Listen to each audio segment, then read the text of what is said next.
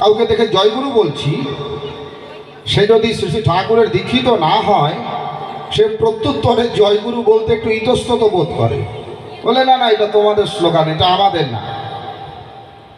কিন্তু আসলে বিষয়টা কি, জয়গুরু নিয়ে একটু ব্যাখ্যা শুনুন। জয়গুরু কথাটি শ্রী শ্রী ঠাকুর অনুকূলচন্দ্র কিংবা সৎসঙ্গের নিজস্ব কোনো তৈরি করা স্লোগান বা মতবাদ নয়। আমাদের প্রাচীন শাস্ত্রে বহু পূর্ব থেকে এই জয়গুরু দেবার প্রথা সূক্ষ্ম এবং সাংকেতিকভাবে উপস্থিত ছিল। দেখুন, জয়গুরু বলতে গিয়ে দুটো শব্দ, প্রথমটা হলো জয়, দ্বিতীয়টা হলো গুরু, এই দুই মিলে হলো জয়গুরু। জয় মানে কি বলে শাব্দিক যদি অর্থ করি, জয় মানে হর্ষোল্লাস করা, জয়ধ্বনি দেওয়া, এরকম। কিন্তু শাস্ত্রীয় যদি বিচার করি, তাহলে জয় শব্দটা ব্যাপক অর্থ প্রকাশ করে। মহাভারতের আদি পর্বের প্রথম অধ্যায়ের প্রথম শ্লোকের নীলকণ্ঠ টিকা যদি আপনারা পড়েন, সেখানে তিনি বলছেন, যখন কেউ জয় শব্দ বলে, এই জয় শব্দের দ্বারা 18টা মহাপুরাণ, 18টা উপপুরাণ, রামায়ণ, মহাভারত সমস্ত শাস্ত্রের নাম নেওয়া জয় শব্দ দ্বারাই হয়ে যায়। স্মার্ত কুলচূড়ামণি পূজ্যপাদ শ্রী রঘুনন্দন ভট্টাচার্য, তিনি অষ্টাবিংশতি তত্ত্বম নামক গ্রন্থে তিনি ব্যাখ্যা করছেন প্রমাণ দিয়ে, 18 মহাপুরাণ, 18 উপপুরাণ, রামায়ণ, মহাভারত, ইতিহাস গ্রন্থ, এই সবগুলোর নাম যদি একত্রে করা যায়, তার সম্মিলিত স্বরূপ হচ্ছে জয়। অর্থাৎ জয় বলার সঙ্গে সঙ্গে সমস্ত পুরাণের নাম নেওয়া হয়ে যায়, সমস্ত রামায়ণ মহাভারতের নাম কেবলমাত্র জয় শব্দ দ্বারাই সিদ্ধ হয়। এজন্য দেখতে পারবেন, যে কোনো পুরাণ যখন আমরা পড়ি, ভাগবত বলেন, মৎস্য পুরাণ বলেন, গরুর পুরাণ বলেন, শুরুতেই একটা শ্লোক থাকবে, নারায়ণং নমস্কৃত্য নরং চৈব নরোত্তমং দেবীং সরস্বতীং ব্যাসং ততো জয়ো মুদীরয়েৎ। দেখুন, শুরুতেই বলা আছে নারায়ণং নমস্কৃত্য, নারায়ণকে নমস্কার করি, নরং চৈব, নরকে নমস্কার করি, নরোত্তমকে নমস্কার করি, ব্যাসদেবকে নমস্কার করি, সরস্বতীকে নমস্কার করি, তারপরে বলে তত জয় মুদীরয়েৎ, এরপর জয় শব্দ উচ্চারণ করিয়া শুরু করি। তার মানে জয় দিয়েই যে শুরু করতে হয়, প্রাচীন ঋষিরা তাদের শাস্ত্রে, তাদের ব্যাখ্যা নিবন্ধে এগুলো উল্লেখ করেছেন, কাজে এটা নতুন নয়। বাকি থাকলো গুরু। এই গুরু বললে কি হয়, এর উত্তরটা ভগবান শিবের কাছে নিতে হবে। নিম্নগানাং যথা গঙ্গা দেবানাম অচ্যুত যথা বৈষ্ণবানাং যথা শম্ভু পুরাণানামিদং তথা। ভাগবত মহাপুরাণ 12তম স্কন্ধের 13তম অধ্যায়ের 16 নম্বর শ্লোক। নদীর মধ্যে গঙ্গা শ্রেষ্ঠ, দেবতার মধ্যে বিষ্ণু, পুরাণের মধ্যে ভাগবত শ্রেষ্ঠ, বৈষ্ণবের মধ্যে শম্ভু। তার মানে শিবের মতো বৈষ্ণব না কোনোদিন ছিল, না এখন আছে, না ভবিষ্যতে হবে। এই শিব বলছে গুরু বললে কি হয়, গুরুরিত্যাক্ষরং দেবী জিহ্বাগ্রে যস্য বর্ততে তস্য কিং বিদ্যতে মোহাৎ পাঠে বেদস্য কিং বৃথা। গকারুচ্চারণ মাত্রেণ ব্রহ্ম হত্যা বিনশ্যতি উকারুচ্চারতো দেবী মুচ্যতে জন্ম পাতকাৎ। রেভোচ্চারণ মাত্রেণ উকারুচ্চারণাৎ পুনঃ বিসর্গ উচ্চারতো কোটি জন্মগত পাতকম হরেৎ। গুরুতন্ত্র শ্লোক নাম্বার 31, 32, 33, মন দিয়ে শুনুন। ভগবান মহেশ্বর মাতা পার্বতীকে বলছেন, শোনো পার্বতী, গুরুরিত্যাক্ষরং দেবী জিহ্বাগ্রে যস্য বর্ততে, যে সমস্ত মানুষের জিহ্বা দ্বারা গুরু শব্দ উচ্চারিত হয়, গুরু ধ্বনি প্রদান করা হয়, তস্য কিং বিদ্যতে মোহাৎ পাঠে বেদস্য কিং বৃথা, ওর কষ্ট করে বেদ পাঠের প্রয়োজন নাই। কেন? 6টা অঙ্গের সহিত 4খানা বেদ যদি কেউ সম্পূর্ণ পাঠ করে, ওই পূর্ণাঙ্গ বেদ পাঠের যা ফল হয়, কেবলমাত্র শ্রদ্ধা এবং ভক্তি সহকারে গুরু শব্দ উচ্চারণ করলে ভগবান শিব বলছে তার সেই পরিমাণ পূর্ণ। গকার উচ্চারণ মাত্রেণ ব্রহ্ম হত্যা বিনশ্যতি। ভগবান শিব বলছেন, এই গুরু বলতে গিয়ে গ যখন মুখ দিয়ে বের হয়, ব্রহ্ম হত্যা পাপ চলে যায়। উকার উচ্চারত দেবী মুচ্যতে জন্মপাতকাৎ। উ শব্দ যুক্ত হওয়ার সঙ্গে সঙ্গে এ জন্মের পাপ চলে যায়। রেভোচ্চারণ মাত্রে না উকার উচ্চারণাৎ পুনঃ গুরু উচ্চারত কোটি জন্মগত পাতকম হরে। শিব বলছে কোটি কোটি জন্মের পাপ রাশি কেবলমাত্র গুরু নামের মহিমায় ধূলিসাৎ হয়ে যায়। আরো শুনুন, বৃহৎ ধর্মপুরাণের মধ্যখণ্ডে 15তম অধ্যায় 68তম শ্লোকে ভগবান বলছেন গুরু বললে কি হয়। ভগবান বললেন দেখো, এই গোটা বিশ্বকে আমি ধারণ করে থাকি, সমস্ত বিশ্বকে ধরে আছি আমি, কিন্তু ভগবানকে কারা ধরে? ভগবানকে ধরার সামর্থ্য কার হয়? ভগবান সবাইকে ধরে আছে, কিন্তু ভগবান বলছে আমাকে ধরে রাখার সামর্থ্য কার? পদ্মনাভ কৃপানাথ গুরু শ্রী পুরুষোত্তম ইতি রায়তি যো নিত্যং সমাম ধরতি নিত্যশঃ। শুভ 137 ভগবান বলছে যে সমস্ত মানুষ পদ্মনাভ কৃপানাথ গুরু অথবা পুরুষোত্তম শব্দ উচ্চারণ করে ওই সমস্ত মানুষ নিত্য নিত্য আমি ভগবান আমাকে ধরে রাখতে সপবিষ্ট ইষ্টপ্রাণ ভক্তবৃন্দ। সুতরাং গুরু শব্দের মহিমাও ব্যাপক, জয় শব্দের মহিমাও ব্যাপক।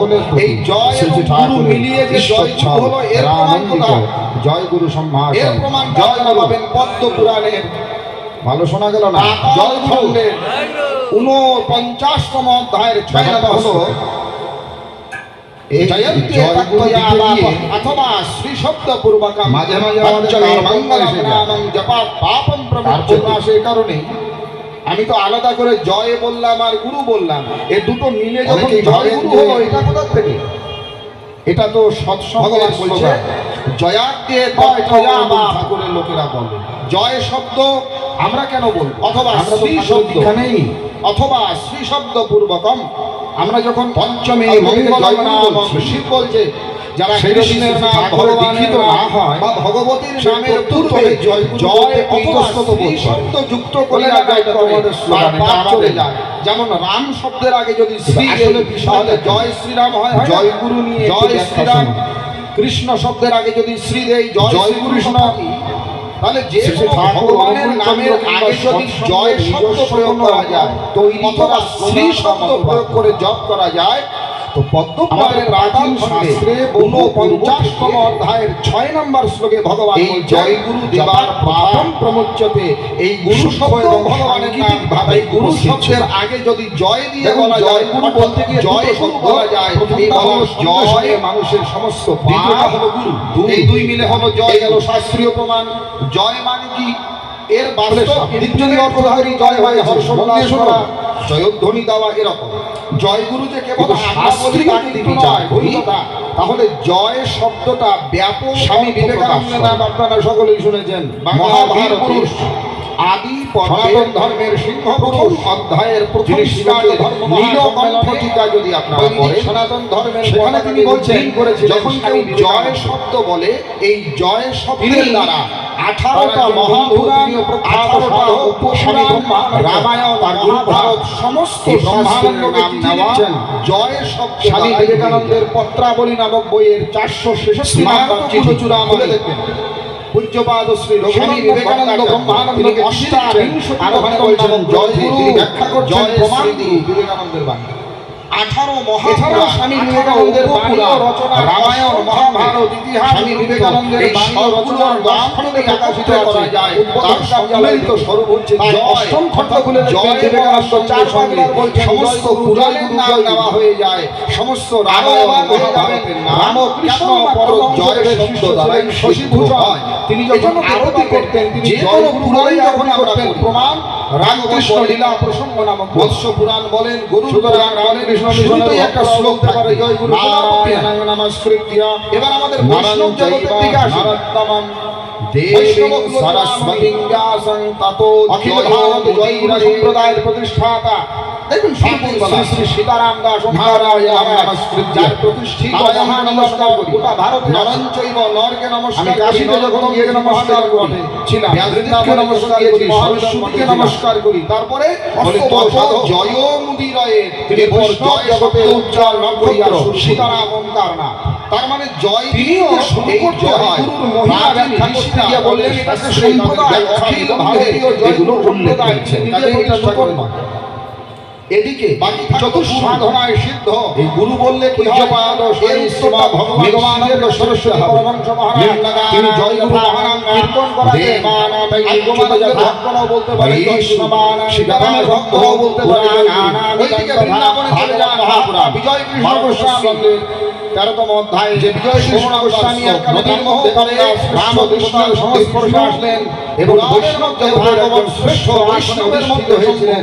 এই বিজয় কৃষ্ণ গোস্বামীর মতো বৈষ্ণব ছিল না, এখনো আসেন না লেখক কুলদানন্দ ব্রহ্মচারী বলছে গুরু বললে কি হয়। ওইদিকে আমাদের গৌড়ীয় বৈষ্ণব জগতে যখন পদাবলী রচনা হলো, কীর্তন রচনা হলো, তখন গৌড়ীয় বৈষ্ণবরাও বলছে মহা জয় জয় শ্রী গুরু উচ্চারণ মাত্রেণ ব্রহ্ম হত্যা বিনাশিনী উকার উচ্চারতো দেবী মুচ্যতে জয় জয় জয় শ্রী উচ্চারণ পুনঃ বিসর্গ উচ্চারতো কোটি জন্মগত পাতকম হরে।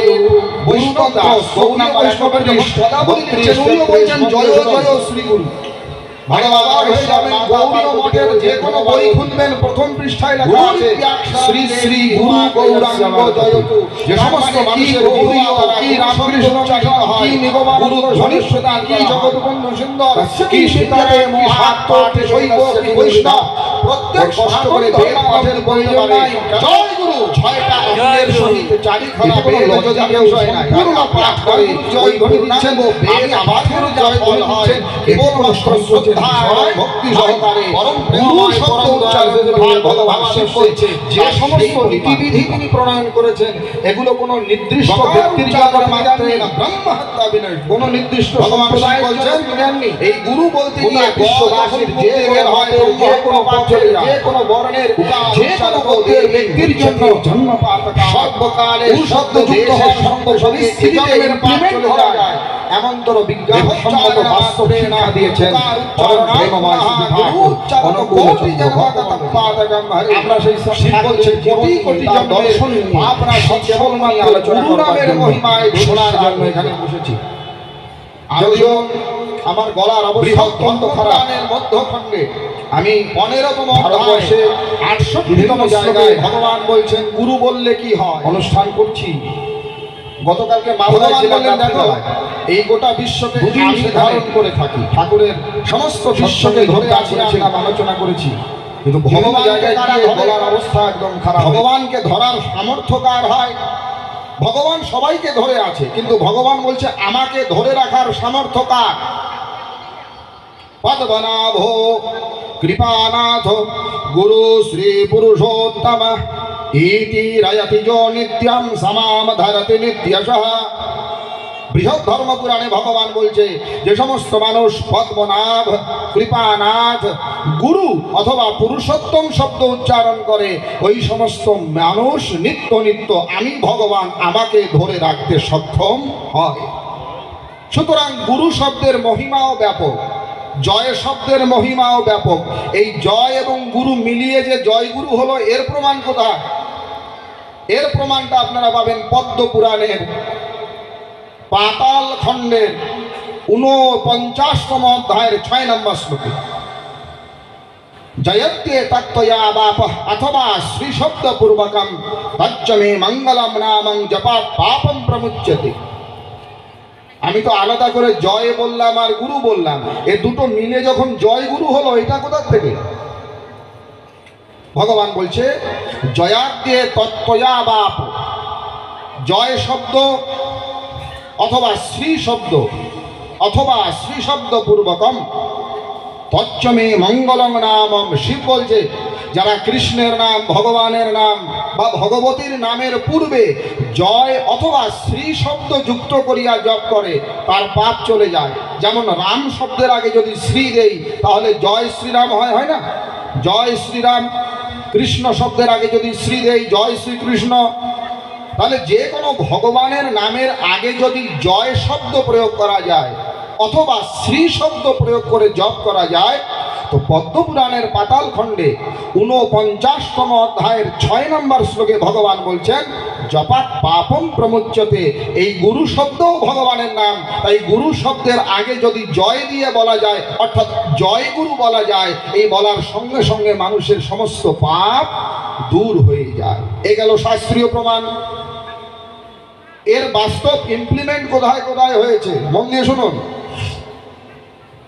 জয়গুরু যে কেবল আমরা বলি তা কিন্তু নয়, ভুল কথা। স্বামী বিবেকানন্দের নাম আপনারা সকলেই শুনেছেন, বাংলার বীর পুরুষ, সনাতন ধর্মের সিংহ পুরুষ, যিনি শিকাগো ধর্ম মহাসম্মেলনে বৈদিক সনাতন ধর্মের পতাকাকে উড্ডীন করেছিলেন স্বামী বিবেকানন্দ। তিনি তার একজন বন্ধু, তিনিও প্রখ্যাত সাধক স্বামী ব্রহ্মানন্দ, তার গুরুভ্রাতা। এই ব্রহ্মানন্দকে চিঠি লিখছেন। স্বামী বিবেকানন্দের পত্রাবলী নামক বইয়ের 466 নাম্বার চিঠি খুলে দেখবেন। স্বামী বিবেকানন্দ ব্রহ্মানন্দকে চিঠি লিখছেন, আর ওখানে বলছেন জয় গুরু, জয় শ্রী গুরু, বিবেকানন্দের বাণী। এছাড়াও স্বামী বিবেকানন্দের বাণী ও রচনার 8ম খণ্ডে, স্বামী বিবেকানন্দের বাণী ও রচনা 10 খণ্ডে প্রকাশিত আছে উদ্বোধন কার্যালয় থেকে। তার 8ম খণ্ড খুলে দেখবেন, বিবেকানন্দ 4-5 বার বলছেন জয় গুরু, জয় গুরু, জয় গুরু। আরো অবাক হয়ে যাবেন, রামকৃষ্ণ পরমহংসদেবের শিষ্য ছিলেন শশীভূষণ। তিনি যখন আরতি করতেন, তিনি জয় গুরু বলেই আরতি করতেন। প্রমাণ রামকৃষ্ণ লীলা প্রসঙ্গ নামক বই। সুতরাং রামকৃষ্ণ মিশনের ভক্তরাও বলতে পারে জয় গুরু, কোনো আপত্তি নাই। এবার আমাদের বৈষ্ণব জগতের দিকে আসি। বৈষ্ণব কুলচূড়ামণি, অখিল ভারত জয়গুরু সম্প্রদায়ের প্রতিষ্ঠাতা ঠাকুর শ্রী শ্রী সীতারাম দাস ওঙ্কারনাথ মহারাজ, যার প্রতিষ্ঠিত মহামিলন মঠ গোটা ভারতে আছে। আমি কাশীতে যখন গিয়েছি মহামিলন মঠে ছিলাম, বৃন্দাবনে যখন গিয়েছি মহামিলন মঠে ছিলাম। মস্ত বড় সাধক তিনি, বৈষ্ণব জগতের উজ্জ্বল নক্ষত্র সীতারাম ওঙ্কারনাথ। তিনিও এই জয়গুরুর মহিমা ব্যাখ্যা করতে গিয়ে বললেন, এটা একটা সম্প্রদায়, অখিল ভারতীয় জয়গুরু সম্প্রদায় তিনি নিজে প্রতিষ্ঠা করেছেন। এদিকে চতুঃসাধনায় সিদ্ধ পূজ্যপাদ স্বামী শ্রীমৎ নিগমানন্দ সরস্বতী পরমহংস মহারাজ, তিনি জয়গুরু মহানাম কীর্তন করাতেন। তাই নিগমানন্দের ভক্তরাও বলতে পারে জয়গুরু, সীতারামের ভক্তরাও বলতে পারে জয়গুরু। ওইদিকে বৃন্দাবনে চলে যান মহাত্মা বিজয় কৃষ্ণ গোস্বামী, যে বিজয় কৃষ্ণ গোস্বামী এককালে ব্রাহ্ম, পরে রামকৃষ্ণের সংস্পর্শে আসলেন এবং বৈষ্ণব জগতের একজন শ্রেষ্ঠ আসনে অধিষ্ঠিত হয়েছিলেন। এই বিজয় কৃষ্ণ গোস্বামীও জয়গুরু বলেছিলেন। বইটার নাম শ্রী সদ্গুরু সঙ্গ, লেখক কুলদানন্দ ব্রহ্মচারী, তারাও বলতে পারে জয়গুরু। ওইদিকে আমাদের গৌড়ীয় বৈষ্ণব জগতে যখন পদাবলী রচনা হলো, কীর্তন রচনা হলো, তখন গৌড়ীয় বৈষ্ণবরাও বলছে জয় জয় শ্রী গুরু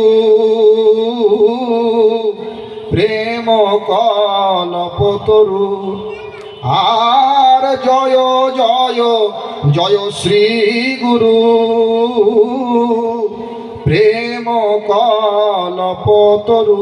বৈষ্ণব দাস গৌড়ীয় বৈষ্ণবের যখন পদাবলী লিখছেন, উনিও বলছেন জয় জয় শ্রী গুরু। আরে অবাক হয়ে যাবেন, গৌড়ীয় মঠের যে কোনো বই খুলবেন, প্রথম পৃষ্ঠায় লেখা আছে শ্রী শ্রী গুরু গৌরাঙ্গ জয়তু। তার মানে কি গৌড়ীয়, কি রামকৃষ্ণ মিশন, কি নিগমানন্দ সরস্বতী, কি জগৎবন্ধু সুন্দর, কি সীতারাম, কি শাক্ত, কি শৈব, কি বৈষ্ণব, প্রত্যেক সনাতন ধর্মাবলম্বী বলতে পারে জয় গুরু, জয় গুরু। এতে কোনো লজ্জার বিষয় নাই। আরে আপনি আপনার গুরুর জয়ধ্বনি দিচ্ছেন, আমি আমার গুরুর জয়ধ্বনি দিচ্ছেন, এতে কোনো সংকোচের বিষয় নাই। পরম প্রেমময় পরম দয়াল শ্রী ঠাকুরের ভাবাদর্শে যে সমস্ত নীতিবিধি তিনি প্রণয়ন করেছেন, এগুলো কোনো নির্দিষ্ট ব্যক্তির জন্য তিনি দেননি, কোনো নির্দিষ্ট সম্প্রদায়ের জন্য তিনি দেননি। গোটা বিশ্ববাসীর যে কোনো মতের, যে কোনো পথের, যে কোনো বর্ণের, যে কোনো গোত্রের ব্যক্তির জন্য সর্বকালে সর্বদেশে সর্ব পরিস্থিতিতে ইমপ্লিমেন্ট করা যায় এমনতর বিজ্ঞানসম্মত বাস্তব শিক্ষা দিয়েছেন পরম প্রেমময় শ্রী ঠাকুর অনুকূল চন্দ্র ভক্তমণ্ডলী। আমরা সেই সব ঠাকুরের জীবন নিয়ে, তার দর্শন নিয়ে, সৎসঙ্গ নিয়ে আলোচনা করবার জন্য, শোনার জন্য এখানে বসেছি।